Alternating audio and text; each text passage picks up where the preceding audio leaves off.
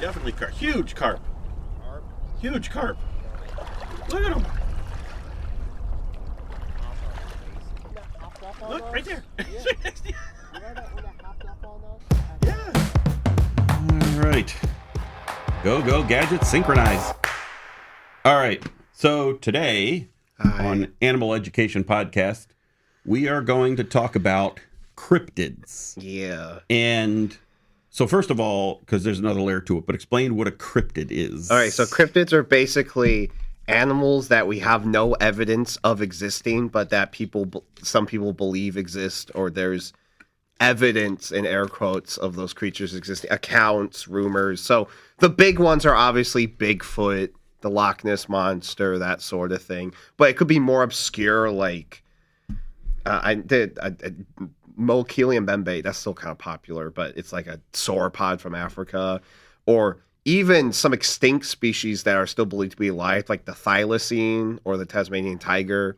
If it's still around, it's kind of considered a cryptid. I saw an article, and this isn't a cryptid, but I saw an article today that people still believe dodo birds are out there. Yeah, that would technically classify as a cryptid. Yeah. I mean, kind of a lame cryptid. Think Saskatchewan or Bigfoot or something. What? Saskatchewan. Sasquatch. Yeah.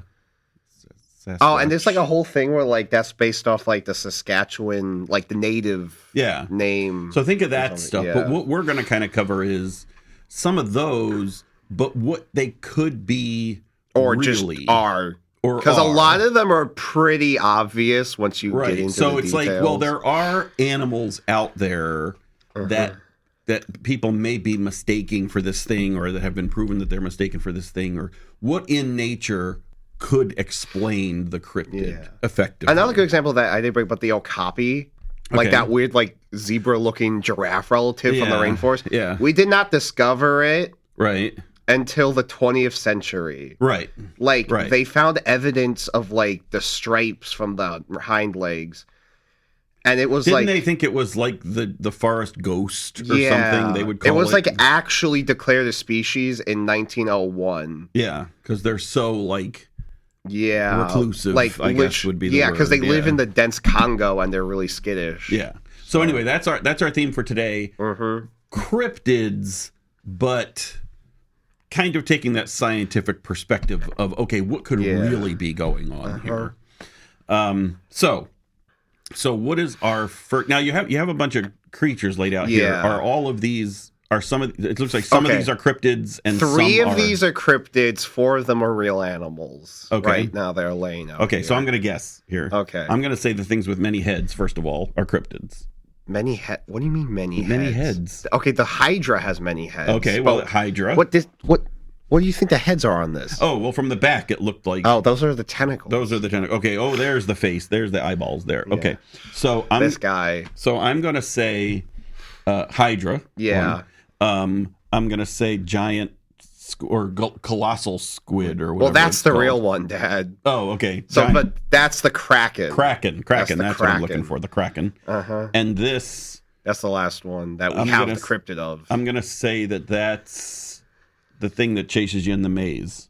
No, that is not a minotaur by a Minotaur, not a minotaur. Oh, no, that's not a minotaur. You're right. That's not. Where's the horns and the human legs? Yeah, okay. So I'm going to say that's just a lizard person. No, that model is of the chupacabra. Oh, chupacabra. Okay. Yeah. But we're not going to worry about any of that right now. Okay. So first of all, and then we've got 4 real animals that we'll get to, but that's 2 of them are related to cryptids with them. Okay. 2 of them are related to other cryptids. Okay. And then one of the cryptids is related to real animals. I guess I could have shown a Hydra, yeah. Or Hydra. So first, what is this? What is this guy, Dad?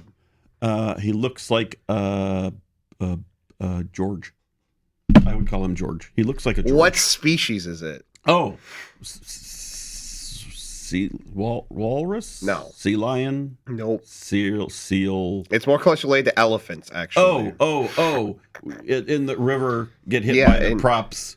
The thing. That's sea cow, water cow, pond cow. Yes, that's what they call lake cow. What's its actual name, Father? George. It's on there. Read it. Oh, wait. It's just on the bottom. Oh, this is a manatee. Yes. That's a manatee. Oh, I knew that. No, you did not know that. Okay, so why for this cryptid episode have I brought up the manatee? Yeah, I mean, manatees they're like docile creatures. They live in like rivers and stuff and eat seaweed. Yes, and this is specifically a West Indies manatee, Indian manatee, which means it's from like Florida and South America, like the West Caribbean. Indies. So, as adults, they can reach about 8.9 to 11.5 feet long. Okay. So they're quite big. Yeah.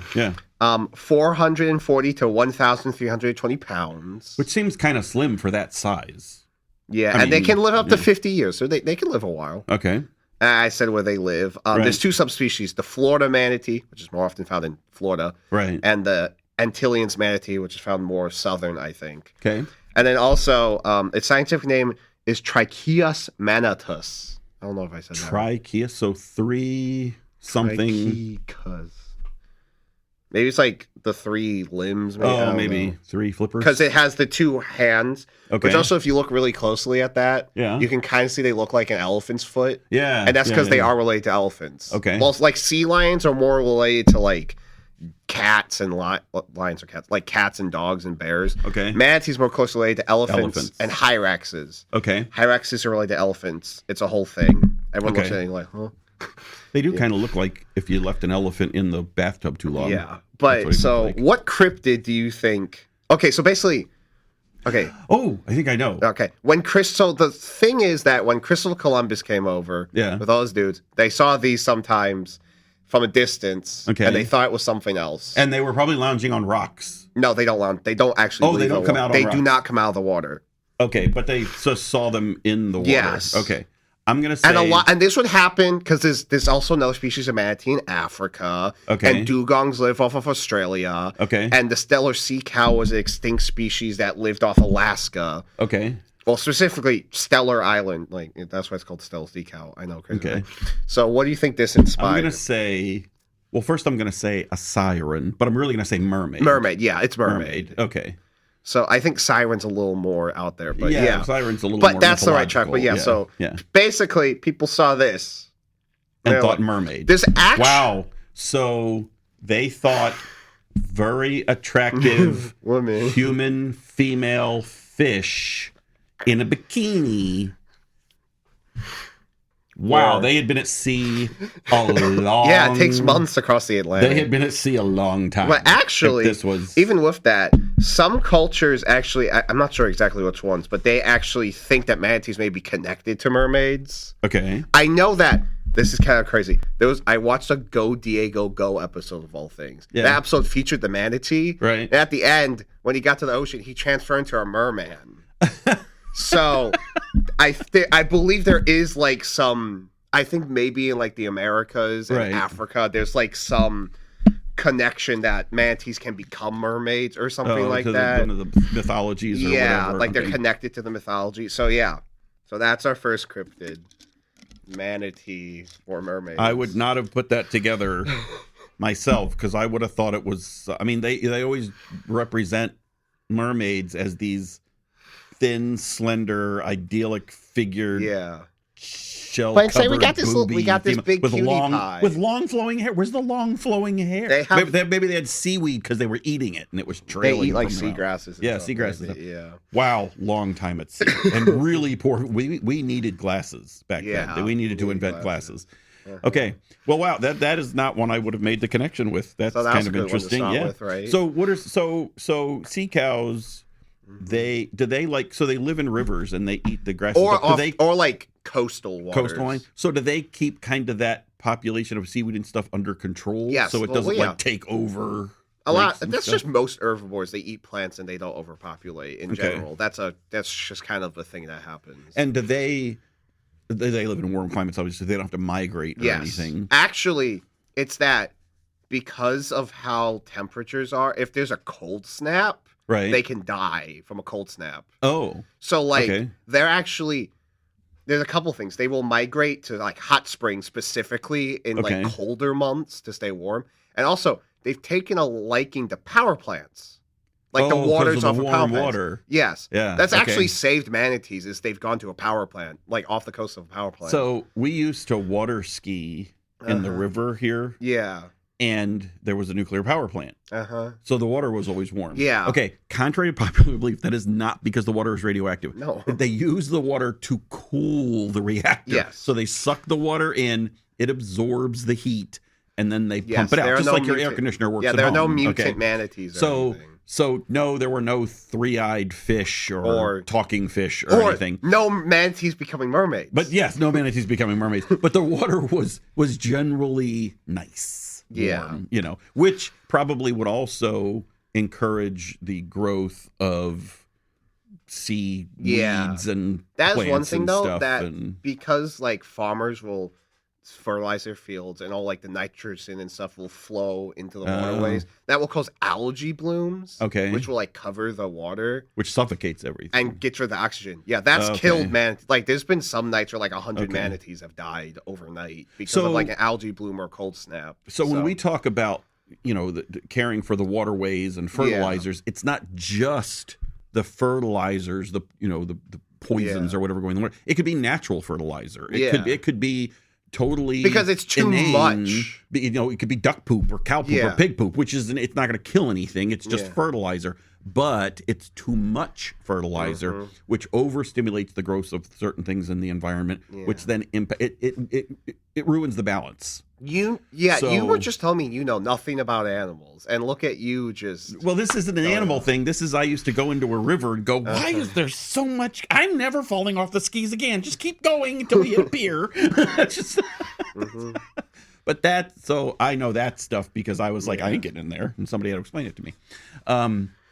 So it's not just use natural materials in your fertilizing and that kind of thing. It's also what are you putting in the soil and the environment around you that's just upsetting balance? Everything's balance, really. That's really what we're seeking. Okay. So anyway, that was my little. Yeah.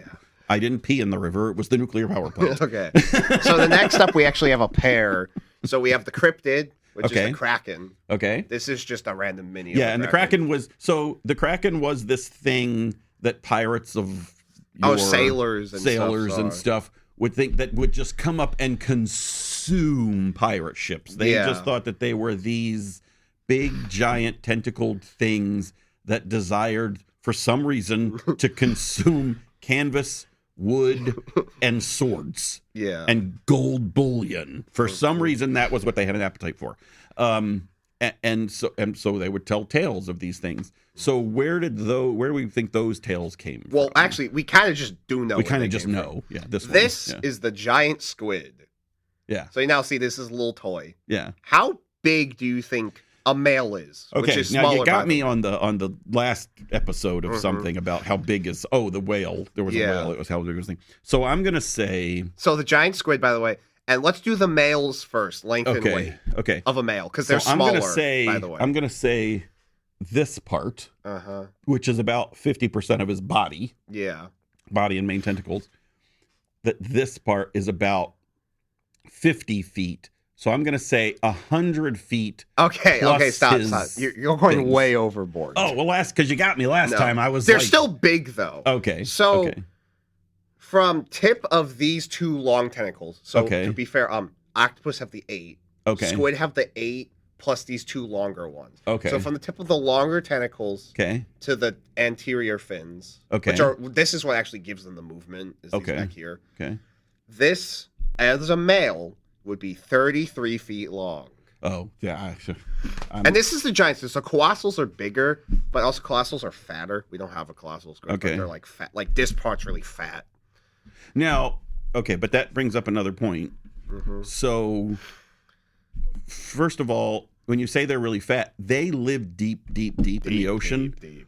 When they would come up, generally because they died or something went wrong, here's the pressure was much less at the surface, so they would also they would die if they're still alive. Like they would be because dying. they would bloat so much. Yeah.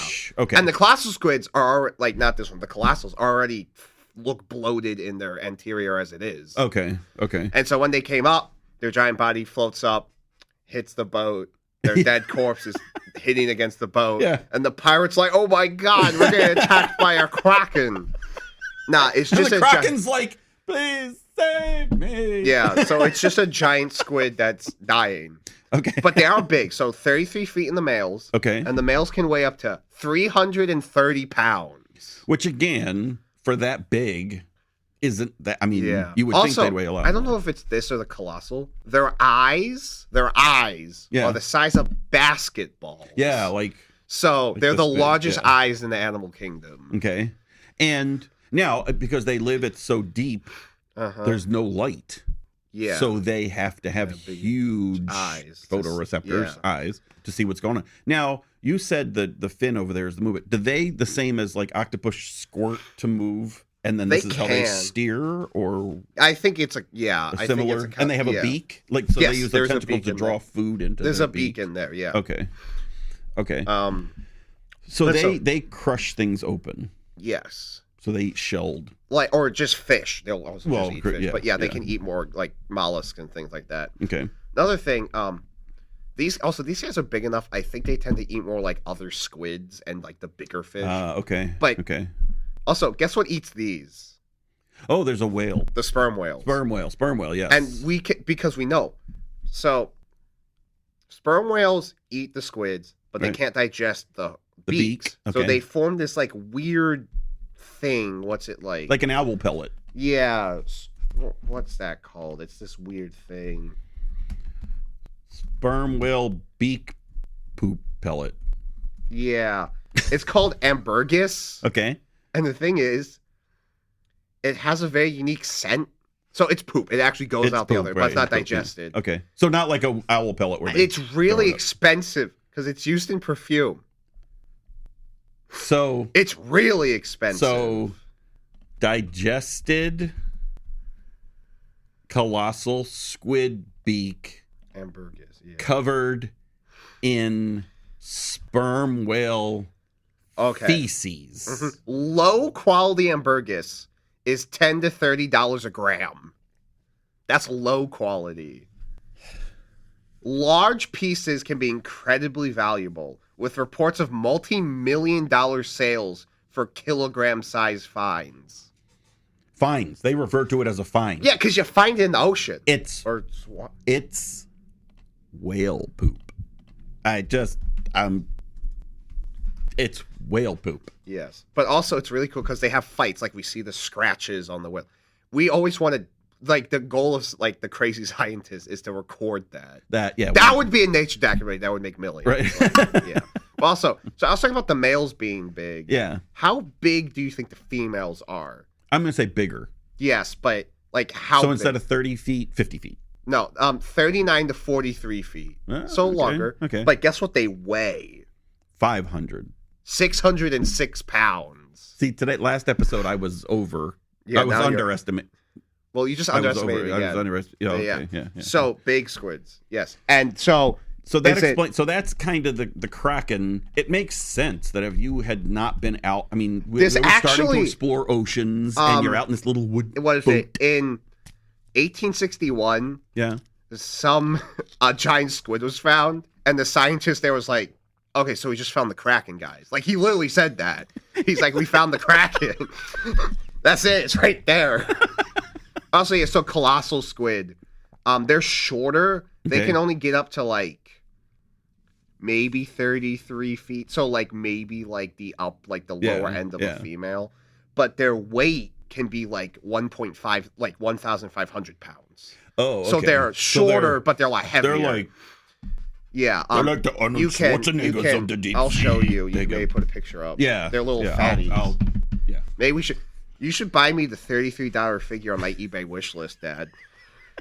we should re-record the episode. No, so this is one where you can really, I mean, you can see that they would go out and the portion of this creature that they would see, they would be like, oh my goodness, this is a giant sea god, a giant sea creature, and it's here to consume us. I mean, they had, from their point of reference, there was nothing on land. Yeah. And there was this big, huge, uncharted ocean. So I'll give them this one. Yeah. That these tales came, you know, here be monsters. This next one's really interesting, and I really like this. Okay. So we're not going to worry about the figures right now. Okay. I want you to look at this photo. Yes, the little guy. Well, the big guy. Okay, This is the so- Magpinugari. Magpinugari. So it just looks like a big, huge, furry guy. gorilla, but standing more perfectly But human there's a couple form important things and about built it. like an army tank. Okay. A couple important things I want to bring up. Okay. Big. It's a smelly. I don't know if that's really important for my point. But Okay. two big things I want to bring up is that allegedly it's kind of bulletproof. Okay. And it has one eye. Oh, it's like a cyclops. Yes. Okay. Okay. Now, this is interesting. I watched a documentary, Okay. and this guy was doing research into it. He was talking about the cryptid, all the different versions found across Brazil, it's South America, like Brazil. Right. And he decides to take a bunch of animal pictures, extinct, modern, all that, and show it to one of the guys that's allegedly seen one. Okay. Okay. And he's scrolling through, and it's like lion, no, giraffe, no, Bigfoot, no. Right. It comes to a giant ground sloth. Okay. And the guy's like, yeah, that looks like it. Now, here's a few interesting things about giant ground sloths, specifically Megatherium, which is the biggest one. Okay. 20 feet long, 8,200 to 8,800 pounds. Wow. Big guy. Big guy. Like, it's the really big one at the Fume Museum. You remember? Yeah. The big skeleton. Yeah. Big. It actually had evolved special bones along its back, like on its like back and spine, that kind of acted like chainmail. Okay. So maybe that made it kind of bulletproof. Oh, so the bullets of the day. Yeah, so like arrows and stuff. And from the side, because it's an herbivore, it has one eye on each side of its head. Also, this was around 5 million to 0.01 million years ago. Okay. So like late Ice Age. Okay. Our ancestors hunted it. We have evidence of us butchering it, hunting it, all that stuff.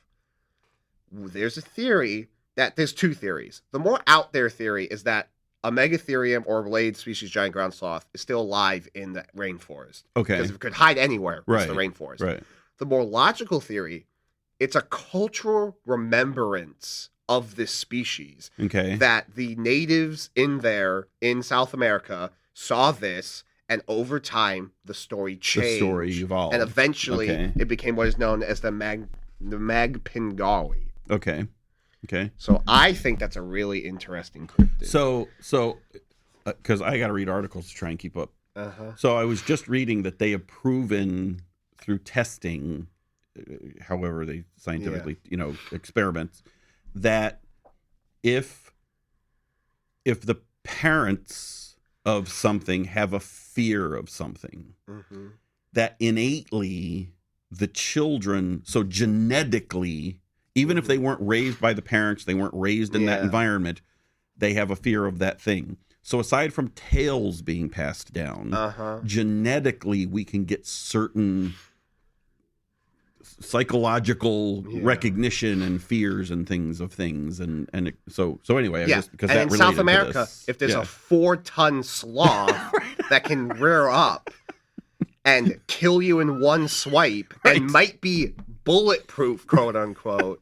I mean, think about bears can survive a shotgun shot. Yeah, so think like of 30 arrows. arrows. Or muskets or whatever. We're not going to get through this thing. And these giant sloths were they were herbivores. Yes.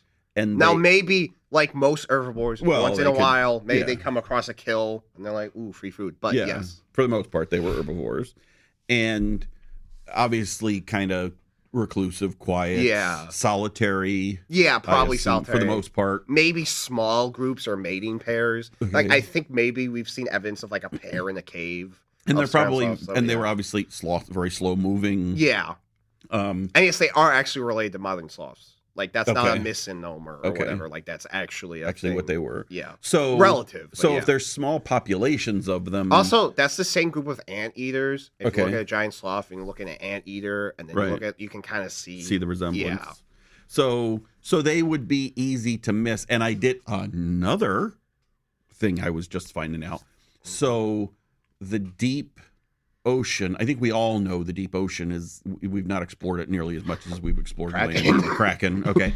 But also the Amazon is an area that as much exploration as we have done, we've barely scratched We find the new surface. species in there every day. Yeah. Now, to be fair, it's usually plants and frogs and insects, but it's a very unexplored area. And even genetics, like we recently found that population of anacondas constitutes a different species. Okay. We found that different populations of like small jungle cat, like an ocelot or a jaguarundi, like we've seen that there's been genetically distinct enough to call a new species. There's a good book.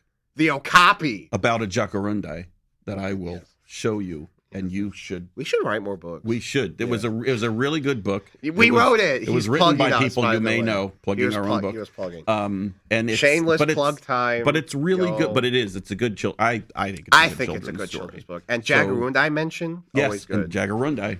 Do you even know what that is? Because I only know about it because of one book I had as a kid. Yeah. And I think I've seen it a couple times in books when I've grown up. I've been like, yeah. So anyway, shameless plug. Yes. Okay, so but yeah, the Amazon, like the most, I'm gonna guess it's one of the most richly diverse. Yeah, there are tribes in there we still don't have contact with. Okay, that like either they don't want it or we just don't contact. But I mean, just from a nature perspective, yeah. Think about like the piranhas, the giant arapaimas, like. There's big snakes, like 20-foot anacondas. There's a giant arapaima. And so all the legends of them being like twice as big. Okay, well and there they are. Yeah. Because of the environment. I mean, they're not that big. Because it's like it's a higher oxygen content. Yeah. It's always got the correct the fish that swims up people's wieners is in there. Yeah. We won't talk about that. Okay. Piranha story. So we went behind the scenes at the aquarium, see the piranhas. And zoo actually, but yeah. Well, the zoo. See all the different fish in the swamp. Okay, and the guy was so excited to show us the piranhas, and he sticks his hand in the tank and flushes the water around, and all the piranha run over to the corner. Piranha eat dead flesh. Yes, they are terrified of anything that moves. Yeah. So if you put like a minnow in the tank with a dozen piranha. Go home and come back in the morning, the piranhas will be huddled in the corner and the minnow will be king of the tank. If there's a perch, like a perch will kill some of the piranhas. Yeah, because the piranhas are like, we don't know what to do with something that like moves. There are exceptions. Obviously, there's been I believe there have been freak accidents where like a ship has sunk and the piranhas have attacked. Yeah, yeah. They've learned that like there's in young egret, like if they fall out of the nest, they can grab them. Yeah. So obviously, I'm not saying jump in a piranha pool, but like they're not as scary as we think. Yes. And there's a big relative to Pacu, like big. Yeah. Like this is like not even the tail, like big. Right. They eat only nuts. Yeah. Like they don't even eat flesh. I'm a nut. No, like we're talking like like legumes or nuts. Nuts. And they crack them open with their mouth. Yeah. So nature is so much weirder, which is why these cryptid things. It's like you can see how people coming across something for the first time were like, okay, in my mind, I have created this because I got to come back and say that the fish was this big. Mm-hmm. Okay, so I have to say that the threat was this big. That's just how. Yeah. That's how men's minds work on a boat, apparently. Even this fish was 40 feet long, and I caught it after 20 hours of fighting. 800 piranhas attacked me. A giant ground sloth threw poop at me from the riverside. Something about... And he caught like a fish that's like 2 feet long. It's something. I even did this once. One time we were at the Morning Arboretum doing fishing because like with a group you can catch and release. Right. And like a 2 or 3 foot carp jumped out at us. It was a big carp. But it was still a carp. It was a big carp. Maybe it wasn't even 2 or 3 feet long. It was a big carp. But it was a decent size. And it beached itself on us. And we're like, we caught the biggest fish. Yeah, jumped out of the water. I would tell tales later. They're like, we caught this like 3-4 foot long carp. Jumped out at us. It's just men in water. I think it might be a genetic. Yeah. See? It's genetic. Yeah. Because the caveman would come home with nothing and go, honey, you're not going to believe what I saw. There was 80 mammoths, 27 smilodons, and 5 terror birds, all playing chess. Oh, Lord. Okay. And really, if you think about it, give me a cryptid. I challenge you. Come, tell me a cryptid whose story originated with a woman. Go ahead. I'll wait. It's because they're smarter. This is a compliment, by the way. This is a compliment, Don't right? sue us. That's right. This is a compliment. Okay. The men were all like, everything's this big when I go out. Okay, so maybe the next couple things will stay on the land for the most part, so we can, yeah. So the next cryptid, we're talking about, like, I don't know what years it was. It was in Puerto Rico and Mexico. Okay. They were finding goats dead goats. Oh, I know. Yeah. And they so had it's this guy. Yeah, the chupacabra. And they had 2 holes in their neck, and their blood was drained. Mm-hmm. What could possibly be doing this? And people saw weird sightings of these weird, furless abominations. And there's all these different versions of the chupacabra. Okay. This scaly, hairless abomination going around sucking the blood out of goats and sheep and livestock. So, what do you think caused that? If it weren't a chupacabra. Or like, what is the chupacabra? Like, what do is you the chupacabra? think is the chupacabra? So, we're thinking about like southern North America, Mexico, Puerto Rico. So like no lions, no tigers, no. Well, elephants. I mean, there is the vampire bat that drinks the blood of cows. Yes, but also no, it's not nothing to do with vampire. Okay, bats. okay. Also, vampire bats are really tight. They're not killing. They're little, that's what I say. They're so they don't tiny, even but kill it usually. They just drink some blood and leave. They just tap, you know. Yeah. They have saliva to make it numb. Not coagulate, to numb it and not coagulate. So and then the cow's like, later, it's like he's like, I got a paper what cut. Yeah. So let me see something bigger. But so chupacabras, a snake of some sort. Nope. Oh no, because it wouldn't have legs. Nope. Not a bear. I mean, okay, hint. It's on the table. A coyote? Yes. Now you may be asking, coyotes would eat the prey. Coyotes have fur. Right. And coyotes don't drink blood. Here's the thing. Have you heard of mange? Oh, yeah. Mange Okay. is a skin parasite. Okay. Well, it comes from a skin parasite. Okay. The thing becomes weak, it's sick, and most importantly, it loses its hair.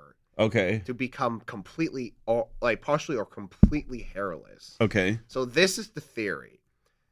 The chupacabra is a coyote with mange. Okay. That was too weak to eat the animal. Oh, so it kind of sucked on it. Yeah, and sucked the blood out. Okay. And it was hairless because of the mange.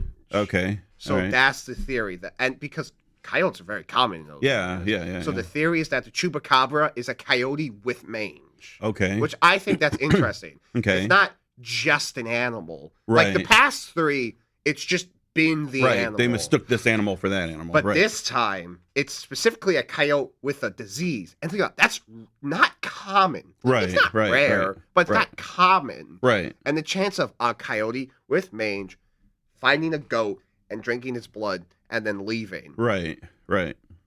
Would make for the unique, why no one ever caught one in the act, per se, or, So that's the theory. Okay. That the chupacabra is a coyote with mange. Okay. All right. Which I think that's interesting. I think that, so it's, that's so cool. because the thing that started this podcast was specifically the squid one and the chupacabra one, the kraken and chupacabra. Okay. And then later on, I found these other ones to talk about. Cool. Yeah. No, that is intriguing. So it's a very and specific coyotes circumstance are like, of a coyote. Males are 18 to 44, females are 15 to 40 pounds. Right. They're like 3 feet to 4 feet long. I mean, that's the right size for a chupacabra. Yeah. I mean, obviously, people might embellish them a little bit, but yeah. Yeah. So that's the theory about the chupacabra. All right. And you can kind of see the resemblance, like in this version of the chupacabra. Yeah, the head and the shrink the legs a little bit, take the spines off. Maybe that's some fur. It could be a little. They have that kind of their hackles. Yeah, maybe the hackles that was the last thing to fall out or something. So you can kind of see it. Yeah. All right. Obviously, he's not doing this weird Egyptian dance. I'm not sure why they made the mini like that, but yeah.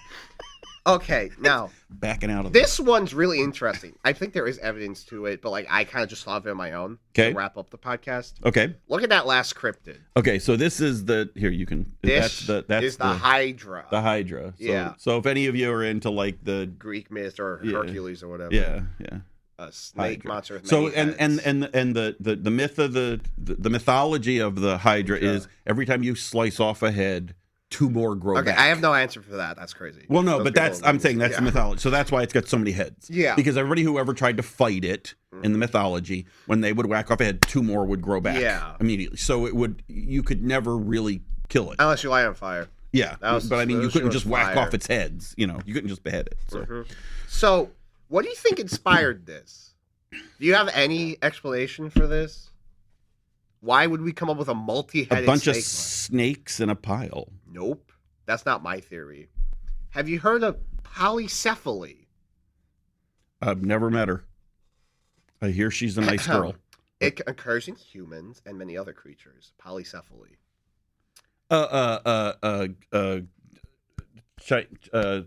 Two kids Kind of. stuck that together. could cause it. Siamese. That can cause this, but specifically condition of two heads.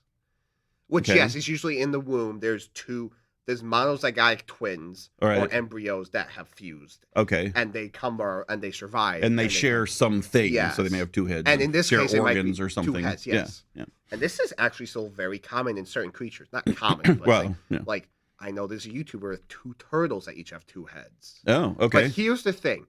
Guess the most like signature common thing. Like I've even seen it in person before. Of something with 2 heads. Which has made me think fish or snake? Snake. Snake. Okay. There's an aquarium with an adult. Like they've raised it up. Like it survived. Okay. Obviously with human care. Right. Help, It's but it's not something that's going to really typically make it in nature. Yes. Typically. But the point is, 2-headed snakes are just a thing. Okay. We've encountered. It's a mutation or 2 embryos have fused. Right. But it's a thing. Right. So a stretch that one day some guy saw a 2-headed snake. Yeah. And was like, that's a monster. Right. Yeah. So I think there is actually like theories about that. But I came up with that on my own for this podcast. Yeah. Well, that kind of makes sense. The Hydra might be based off 2. Also, there are 2-headed snakes. That's not a myth. They did not cut off a snake's head and stitch. No. And 2 grew back, right? No. Or they didn't cut off the head of a snake and stitch it to the other one and say, I have a 2-headed snake, guys. Right. Of course, the only time I've seen it was in like a kind of sketchy zoo at Wisconsin Dells. Right. But like the point is they are real, is my point. Right. So I think that inspired the Hydra. Okay. No, that makes sense. And I think that'd be a cool one to edit off on, kind of like my more personal. Yeah, and that's kind of a kind of like the chupacabra, where like it's not a normal animal. Right. Right. Yeah. But this is one where we can specifically say you can see what would be considered a Hydra in Wisconsin. Yeah. Yeah. Or I think there's a zoo in Michigan that has like an adult they've raised up. And is, like going strong. Yeah. And it could be any species of snake. Like or turtle or things like that. Yeah. Yeah. Or humans can have it too. Yeah. Yeah. Anything can have it. Just very rare. And typically without assistance isn't going to survive. Yes. Because the 2 heads can never decide what they want Yeah, for like dinner. the thing is that adult in Michigan and that aquarium is very rare. Yeah. Like, it's like they've worked very hard to keep that thing alive. Right. I also make sure it has a good quality of life. Right. Because some of them won't have a good quality of life, so zoos like that will keep it alive. Yeah. But I might sneeze. Because then Bless me. Okay. All right. Well, that was very cool. That was very interesting. I mean, it's our, science's perspective on everything has an explanation. Here we go. Okay. And we were just watching The Librarians, and you made a comment, and then literally 4 minutes later, the character in the show said it. You said magic is just that which you can't explain yet. Yeah. Those exact words the character then said like 2 scenes later. Yeah. Because one of the characters in the show is a scientist. Yeah. So it's the more we learn, the more we come to understand, yes, these things, maybe they don't exist exactly as described, but there are things that exist that these people saw at that time, and it was so unusual to them that they gave it a different name and put a mythology behind it. A lot of mythology is just to explain the natural world. Yeah, like exactly. All the why the sun moves, why the seasons happen. Exactly. So, all right. Yeah. Well, that was very cool. I enjoyed that one. All right. We will see you next time. Bye. Pino's out. Maybe next time I will make you work.